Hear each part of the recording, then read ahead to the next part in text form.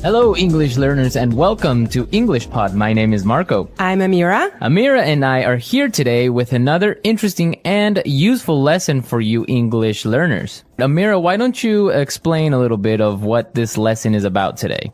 It's about calling in sick. Oh, okay. That's useful. Yes, definitely. It happens to everyone. Once in a while, you don't feel so well, or you feel well, but you don't want to go to work. Right. So you call in sick. Okay. Let's listen to this dialogue, and I want everyone to keep their ears open and see if the boss believes this person. Let's listen.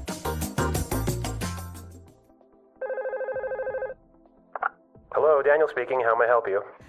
Hi, Daniel. Julie here. Oh, hi, Julie. How are you? Actually, I'm feeling quite ill today. Oh, I'm sorry to hear that. What's wrong? I think I'm coming down with the flu. I have a headache, a sore throat, a runny nose, and I'm feeling slightly feverish. I see. So you're calling in sick. Yes, I was hoping to take the day off to recover. Okay, then. Try and get some rest.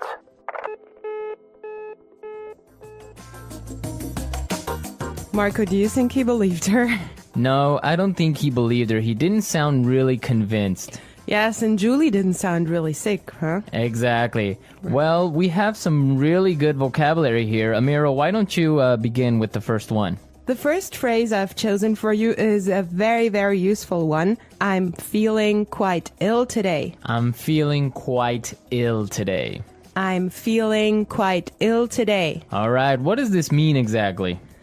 It means that she's feeling sick. Oh, okay, that's clear. So she is sick. She's feeling sick.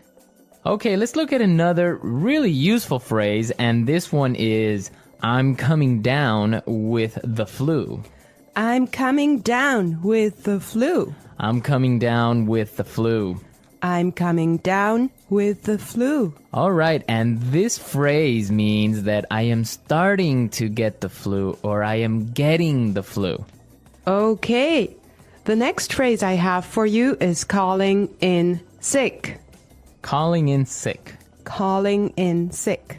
Calling in sick. It means calling your boss to tell him that you can't come to work today. I personally love this phrase because it saves so much time and explanations.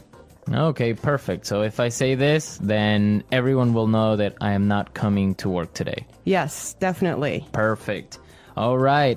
And the last phrase that we're going to take a look at today is, I was hoping to take the day off. I was hoping to take the day off.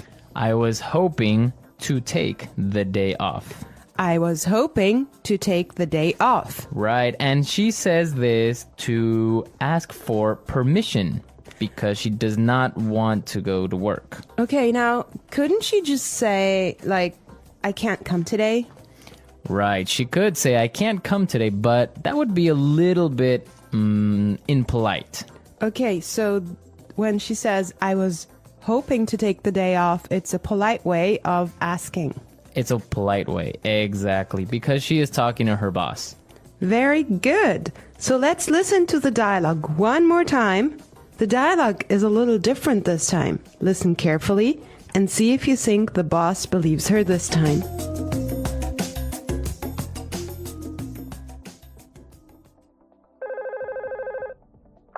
Hello, Daniel speaking. How may I help you? Hi, Daniel. Julie here. Oh, hi, Julie. How are you? Actually, I'm feeling quite ill today. Oh, I'm sorry to hear that. What's wrong? I think I'm coming down with the flu. I have a headache, a sore throat, a runny nose, and I'm feeling slightly feverish. I see. So you're calling in sick? Yes, I was hoping to take the day off to recover. Okay, then. Try and get some rest.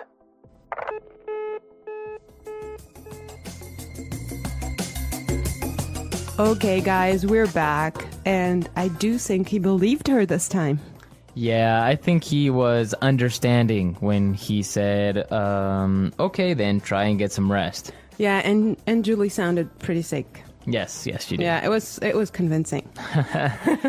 Well, you know what? I almost called in sick last week. Really? Yeah, I wasn't feeling very well, and so I almost didn't come to work. Oh, that would have been really bad for me. I would have been stuck here without you, Marco. Yeah, you would have had to do the podcast all by yourself. Oh, no.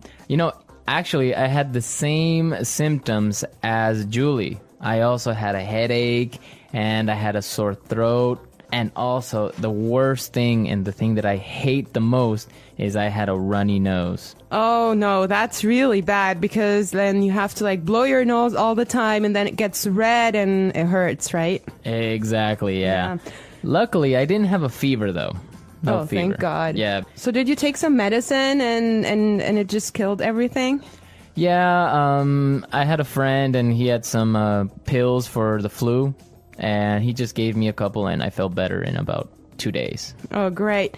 Well, so guys, let me tell you about a very funny thing that really happens in real life in Egypt. What story do you have for us today?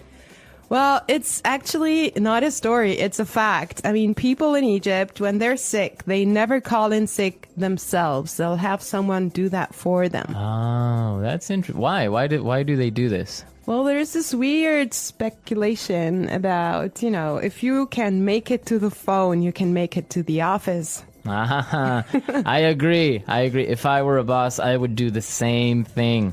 Yeah. All right, listeners, we're out of time today, but be sure to visit our website at englishpod.com, where you can see other lessons, and also you can leave your questions and comments at our community forum. We hope you enjoyed our lesson, and tomorrow we will be back with another fantastic lesson for you. But for now, it's bye. Bye.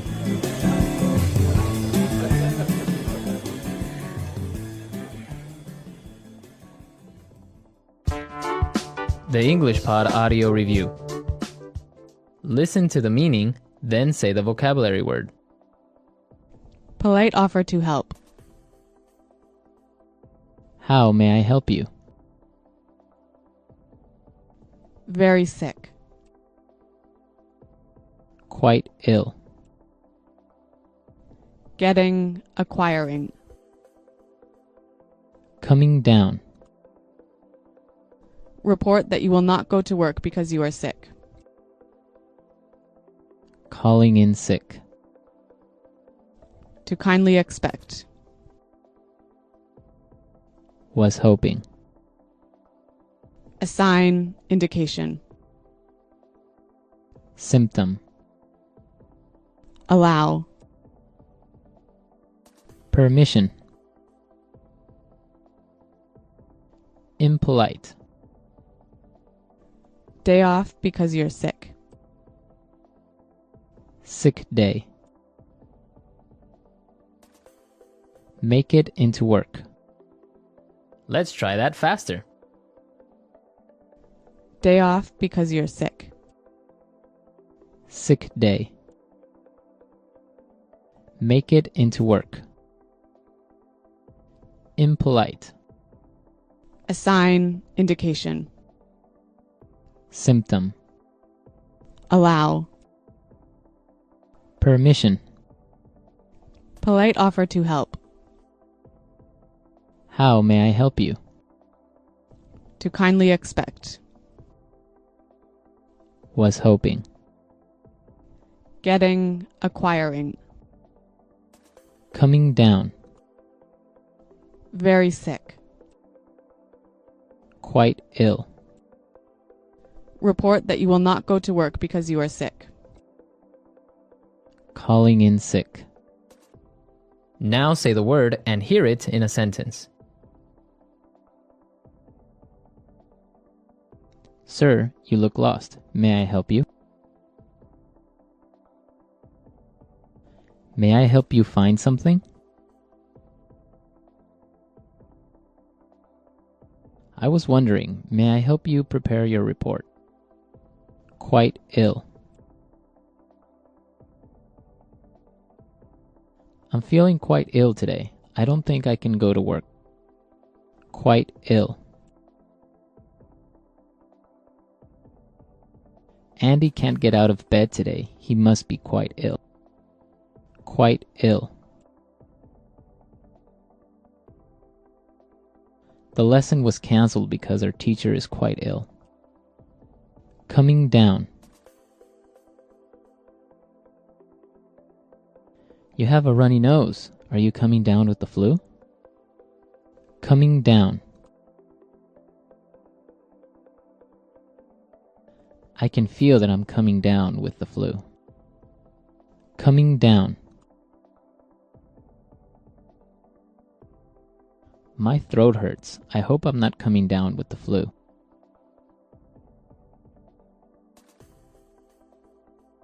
Our meeting was postponed because my client called in sick.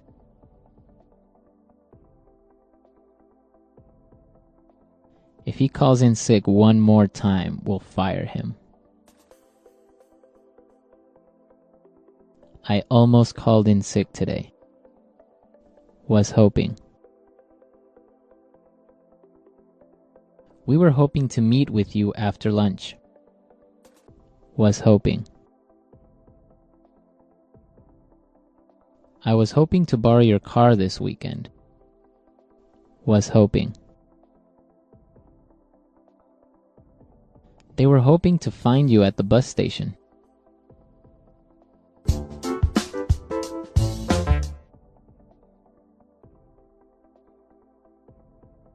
The Whispering Road. It was a quiet winter afternoon, the kind where the sky looks heavy and pale, almost silver. I had finished work early that day, and instead of going straight home, I decided to take the long road through the old forest. It wasn't the fastest route, but it was always peaceful, especially in winter. The air felt cold and sharp as I walked. Every breath came out as a small cloud in front of me. Snow covered the ground, soft and untouched, and the trees stood tall and silent, their branches coated in white. There was something calming about the stillness, almost too quiet, like the world had stopped moving for a moment. As I continued down the path, I started hearing a faint sound, something like a soft whisper. At first, I thought it was just the wind moving through the trees, but the sound was steady, almost rhythmic, like something repeating itself. I slowed down and listened carefully. It wasn't frightening, just unusual. The whispering grew a little louder as I moved forward. It almost felt like it was following me. I stopped for a second and looked around, but the forest remained calm. The snow didn't even show any footprints except my own. Maybe it was just the wind. Winter air can play tricks on your ears when everything else is silent. I kept walking, trying not to think too much about it. The cold began to settle in, gently biting at my fingertips and cheeks. I tightened my scarf and pulled my hands deeper into my pockets. The whispering sound continued, but now it blended with the soft crunch of snow under my boots. After a few more minutes, I reached the old wooden bridge that crossed a narrow frozen river. That's when the whisper suddenly stopped. The silence was so strong that it felt like someone had turned off all the sound in the world. I stood there for a moment, listening. Nothing. Just the cold, steady winter air. I walked across the bridge slowly. Halfway over, I noticed something strange. The snow on the bridge looked untouched, as if no one had crossed it all day. But when I looked back at the forest path behind me, I saw a second line of footprints next to mine, fresh, clear, and perfectly matching my pace. I blinked, and the prints seemed to fade into the snow. Maybe it was just the light. Maybe my eyes were just tired. Winter days can be long and heavy, and shadows can trick you easily. Still, I didn't wait around to check. I kept moving, faster this time, and soon I reached the main road where lights from passing cars made everything feel normal again. The whispering didn't follow me. The prints didn't appear again. But even today, when I walk that same path, the memory returns. The soft whisper in the trees and the prints that walked beside me. Maybe it was just the wind. Maybe it was nothing at all. Or maybe winter holds more secrets than we think. I kept walking deeper into the forest, trying to convince myself that everything was fine. The air grew sharper, and every breath felt like tiny needles inside my chest. My footsteps were the only sound, slow and careful, crunching on the thin layer of frozen leaves. The world around me felt empty, almost too empty. A sudden gust of wind pushed against my back. It wasn't strong, but it made me stop. There was something different about this wind. It wasn't natural. It felt intentional, like it was guiding me somewhere. I tried to shake off the strange thought, but the forest didn't help. The trees seemed taller now, darker, leaning toward me as if they were listening. I swallowed hard and tightened my scarf, trying to keep the cold from creeping under my skin.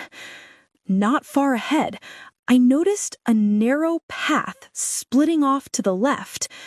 I didn't remember seeing it before. It was darker than the one I was on, but for some reason, I felt pulled toward it. Maybe I was curious. Maybe I was a little foolish. Or maybe the cold had already started playing tricks on my mind. Still, I stepped onto the path. The silence deepened instantly. No wind, no birds, no sound at all. Even my footsteps became quiet, like the frost was absorbing every noise. I felt a chill that had nothing to do with the weather. My heart started beating harder, echoing in my ears. Then, something flickered in the distance. A light, weak, unsteady, like a tiny flame struggling to stay alive in the cold. I hesitated, but standing still felt worse than moving. So I walked toward the light, step by slow step, trying to stay calm. As I got closer, the shadows around me stretched and twisted in strange ways. It looked like they were moving, waving, reaching out. I blinked a few times to clear my eyes, but the shadows kept shifting. Finally, I reached the source of the light. It was a lantern, an old metal lantern hanging from a tree branch, alone, glowing softly, swaying, even though there was no wind at all. I stared at it, confused. Who would put a lantern here? And why was it still burning in this freezing forest? Then I noticed something even stranger. A trail of footprints in the snow. Small, light, almost delicate. They led past the lantern, deeper into the dark. And the worst part? They weren't mine. I kept walking, but the forest felt different now. The air was colder, the trees looked darker, and every sound around me seemed too close, too real. A sudden gust of wind pushed against my back. It felt almost like a hand. I turned quickly, but no one was there.